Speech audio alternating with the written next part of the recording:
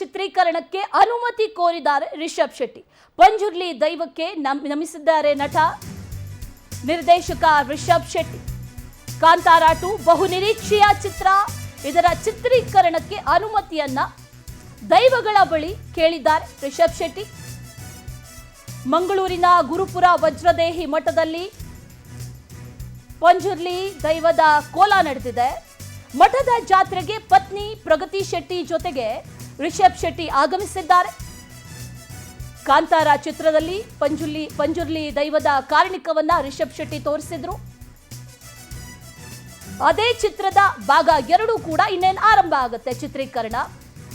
ಚಿತ್ರದ ಕೊನೆಯಲ್ಲಿ ಆ ಸಿನಿಮಾದಲ್ಲಿ ಪಂಜುರ್ಲಿ ಪಾತ್ರಧಾರಿಯೇ ಆಗಿ ಮಾಯವಾಗಿ ಸಿನಿಮಾ ಅದ್ಭುತವಾಗಿ ತೆರೆ ಕಂಡು ಪ್ರದರ್ಶನ ಕೂಡ ಕಾಣ್ತು. ಆ ನಂತರದಲ್ಲಿ ನಡೆದಿದ್ದೆಲ್ಲವೂ ಕೂಡ ಇತಿಹಾಸ. ಕಾಂತಾರ 1ನೇ ಭಾಗದ ಚಿತ್ರೀಕರಣಕ್ಕೆ ದೈವಾರಾಧಕರ ವಿರೋಧ ವ್ಯಕ್ತವಾದಂತಹ ಹಿನ್ನೆಲೆಯಲ್ಲಿ ಈಗ ಸ್ವತಃ ಪಂಜುರ್ಲಿ ದೈವದಲ್ಲಿ ಅನುಮತಿಯನ್ನ ರಿಷಬ್ ಶೆಟ್ಟಿ ಕೇಳಿದ್ರ ಅನ್ನುವಂಥ ಪ್ರಶ್ನೆಯೂ ಕೂಡ ಈಗ ಕಾಡ್ತಾ ಇದೆ.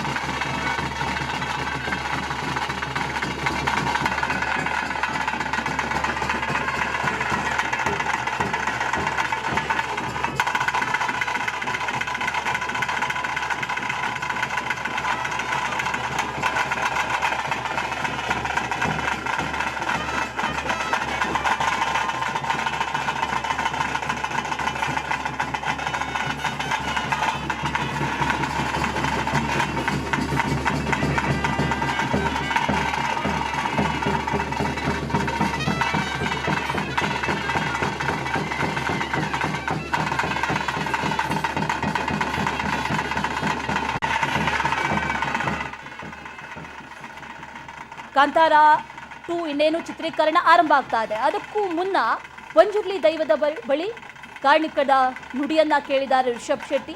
ದೈವದ ಕೋಲಕ್ಕೆ ವಿಶೇಷವಾಗಿ ಮಾನ್ಯತೆ ಇದೆ ಕರಾವಳಿಯಲ್ಲಿ. ಅದೇ ನಿಟ್ಟಿನಲ್ಲಿ ವಜ್ರದೇಹಿ ಮಠದಲ್ಲಿ ಪಂಜುರ್ಲಿ ಕೋಲ ನಡೀತಾ ಇದ್ದಂಥ ಸಂದರ್ಭದಲ್ಲಿ ಅನುಮತಿ ಸಿಕ್ಕಿದೆ. ಪಂಜುರ್ಲಿ ದೈವಕ್ಕೆ ನಮಿಸಿದ್ದಾರೆ ನಟ. ಈ ಸಂದರ್ಭದಲ್ಲಿ ಅಲ್ಲಿ ಪಂಜುರ್ಲಿ ದೈವ ಕೂಡ ನುಡಿಯನ್ನ ನೀಡ್ತಾ ಇರೋದನ್ನು ಕೂಡ ಗಮನಿಸ್ತಾ ಇದ್ದೀವಿ. ನಾನಿದ್ದೇನೆ, ಭಯ ಬೇಡ, ಅಭಯವನ್ನ ಕೂಡ ನೀಡಿದೆ. ಕಾಂತಾರ 2 ಚಿತ್ರೀಕರಣ ನಡೀಲಿ ಅನ್ನುವಂಥ ನಿಟ್ಟಿನಲ್ಲಿ ದೈವದ ನುಡಿ ಕೂಡ ಆಗಿದೆ.